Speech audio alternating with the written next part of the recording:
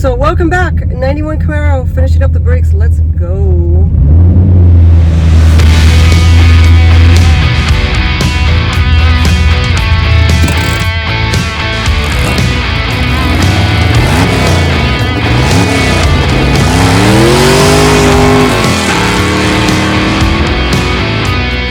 Welcome back to part 2 of the rear drum to disc brake conversion on my beloved 91 Camaro.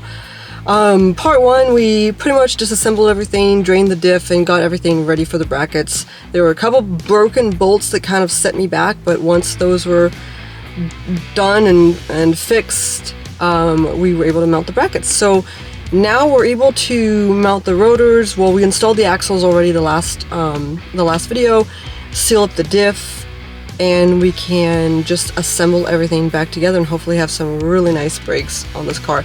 Now, I'm sure a lot of you are wondering why I cheaped out on the Leeds kit and didn't go like with Bear or Willward. I can't afford it. Like, not everything can be top notch. I have to stay within a budget, and the Camaro, as much as I would love to put all the best parts on it, it's a budget build, and these brakes will work just fine. My only regret is not going with the right stuff. They were like comparable in price, and I don't know why I didn't go with the right stuff, but I went with Leeds. Big mistake because I got some wrong lines, and they don't come with the e-brake, a new e-brake cable, which would make things a lot easier. So let's go.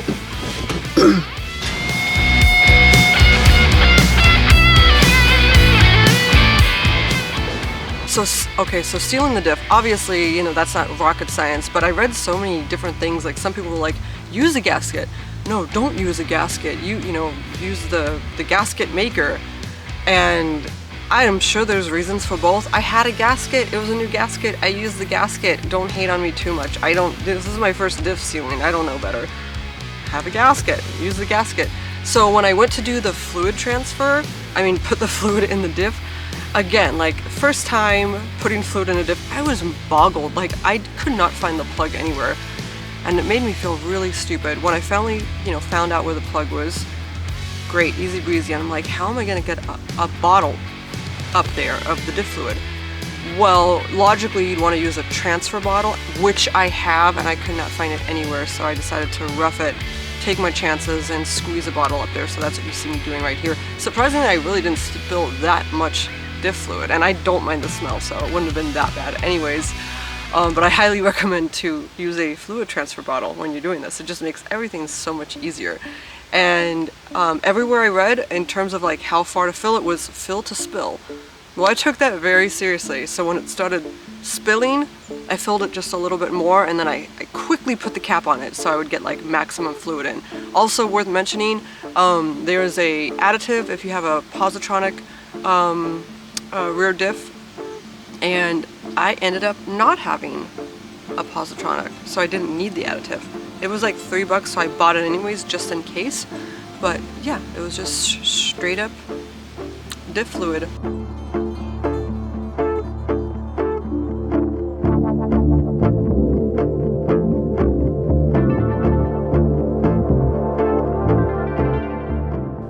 With a fresh pair of gloves, I'm ready to install the rotor. It seems like it's pretty good quality for the price. The whole kit was like $800. They seem sturdy. So I just secure it down with a couple lug nuts, and I want to mark the center of the caliper with the side of the rotor to make sure that the braking pressure will be even on both sides.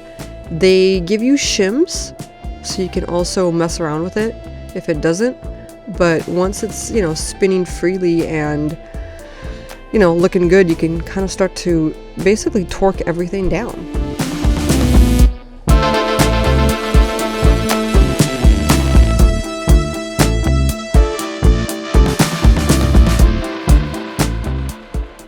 The original hard lines that are on the car are quite long. They're meant for the drums and how they wrap around, and you don't need that anymore. And then you've got these soft lines that are, also a little bit on the longer side. So you just have to carefully bend them. Obviously, you don't want to break them, but it took a lot of finagling, as I like to say, to get it into the right position.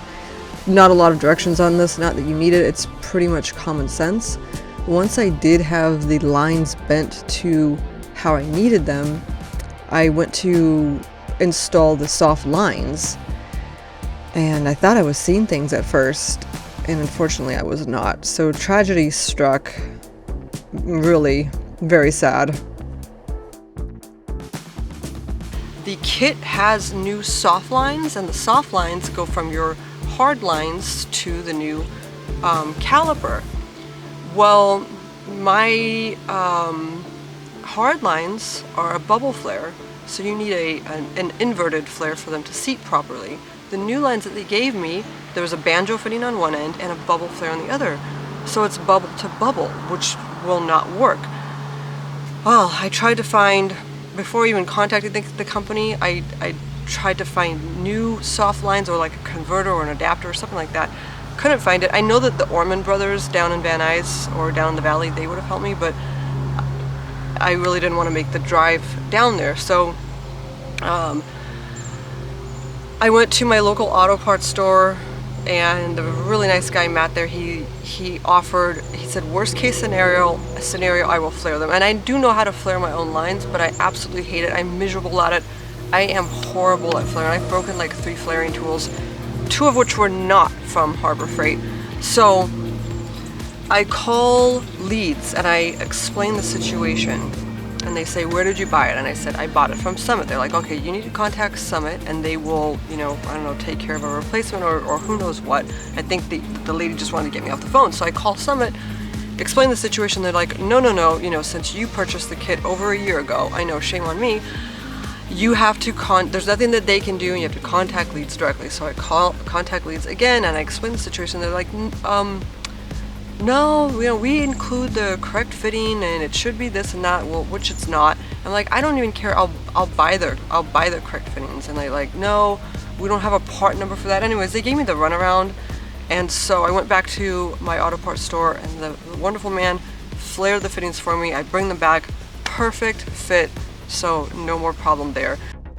So lucky me, I have the new lines, and I actually, instead of just reflaring the old lines, I had extra new lines. So I brought the brand new lines to the guy, and he flared them the right way, and I installed them, and they look wonderful. And I also had them trimmed because they were so much longer. Here I am trying to install them, and my good new neighbor, he wants to have a conversation about puppies and clouds and weather and other things. So the next challenge for me would be the e-brake cable. And this is where I was kind of bummed that this kit didn't come with a new e-brake cable, because the right stuff does. I guess that's why they call it the right stuff. It really is the right stuff. So you're using the old e-brake cables. They're way, way longer than what is needed. You're looping them around in areas that you would never really loop an e-brake cable around. I did use some real heavy duty zip ties to keep it in place. Another thing worth mentioning is you have to put that e-brake cable through this monstrous spring, and the spring's pretty darn hard to get in and out. So this is the e-brake cable, and it's covered by this really tight spring. It's extremely hard to work with. I just need to bite the bullet and get new e-brakes, but I really wanted to finish the job. And according to this amazing kit, you are able to reuse the original e-brakes. E-brake cables, eventually I had to have some help. I just could not pull this thing through. It was tight. It was hard. Too hard for little old me. Where's the neighbor talking about clouds and puppies when you need him? He was nowhere to be found at that point. How convenient.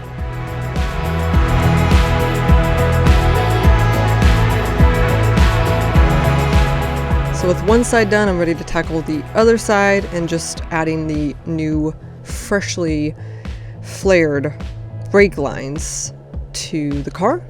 And I can add my new rotor, and always I love the second side because that's when I start feeling like a real pro. And this side went on obviously a lot easier because I didn't run into any surprises the other side showed me.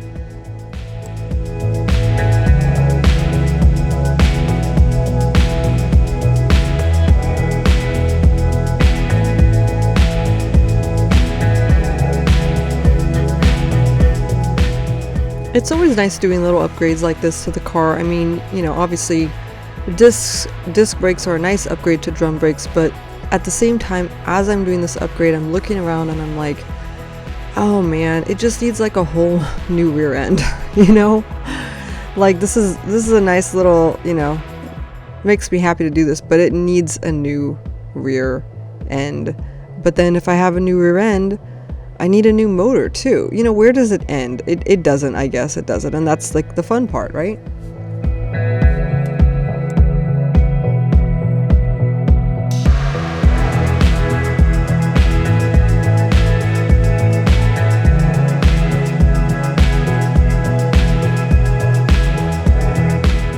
And obviously the only thing left to do was really to bleed the brakes. I've got my self-made one-man bleeder kit, and easy breezy when you do it by yourself. Mount the tires and take it for a test drive. I know that sway bar looks like it's on my exhaust. It is not. It is not touching my exhaust. It's about 1.5 inches away for those of you concerned. All right, let it rip. So next up, there are some more upgrades. Obviously, like the brakes are done. I want to replace the e-brake with one of those low-key universal cables. And then there's also some suspension stuff that I'd love to do. I just read in an article today that a whole new suspension upgrade kit was released by some brand, and I forgot the name of the brand, but it was like, oh my gosh, I mean, I can't imagine how much it is, but wow, that'd be really sweet.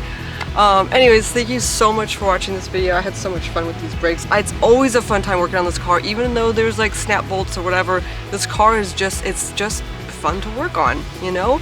I love it. He loves me. He gives the loveth back to me that I give to him. All right, see you next time. Bye.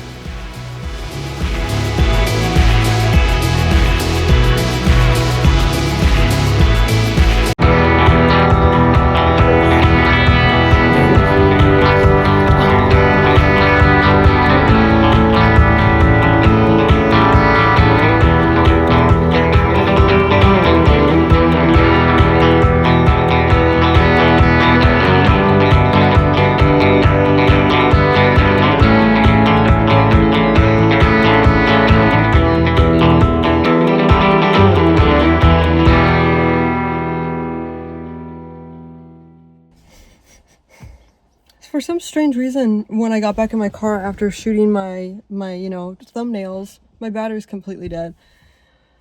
Completely dead. I don't even understand it. It must be my alternator because my battery's not that old. Anyways, so I called my mom and I said, my mom lives right down the street. I'm right up the street from my house. So I called my mom and I'm like, please bring me my portable battery charger. Make sure that it's the portable battery charger. It's in my garage. It's by the trash can. It's the portable one. It does not plug in. Okay, so my mom calls me. She's like, where are you again? I'm like, all you gotta do is turn left here, make it right here. I'm all the way down.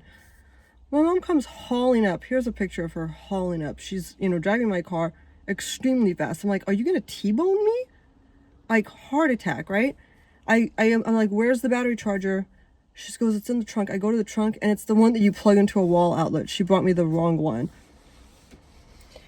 So I'm like, well, that's the wrong one. She's like, why don't you try to, push start it, because we're on a hill, but we have to get over like an incline.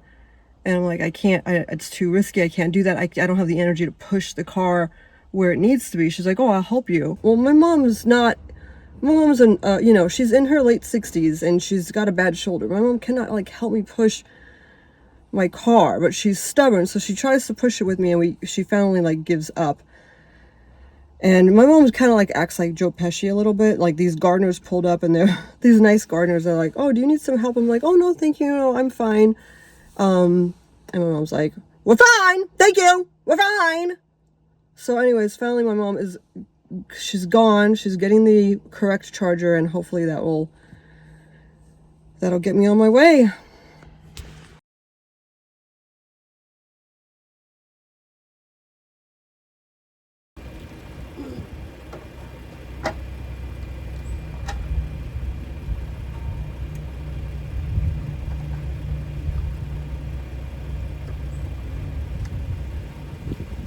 I don't even know if it's going to charge it.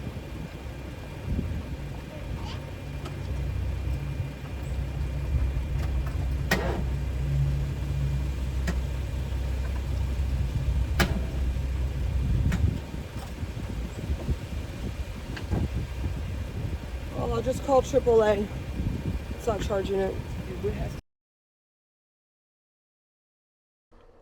So I called AAA. They give me an hour and a half quote to wait for a jump. So I tell my mom, switch cars, you sit in the Camaro, I'm gonna go back home and I'm gonna get my tools, I'm gonna go get a battery, I'm gonna come back, swap this battery in less time than it will take for AAA to get there. I am halfway to my house and I get a call, we're on our way, so I have to haul back. I've made it back from my journey. So AAA came and they used their big power thing. Car started, back home. I'll test the alternator, I'll test the battery. I'm thinking it is the battery because it is a few years old. So I'm not gonna do that today. Boy, this took a turn. See you next time.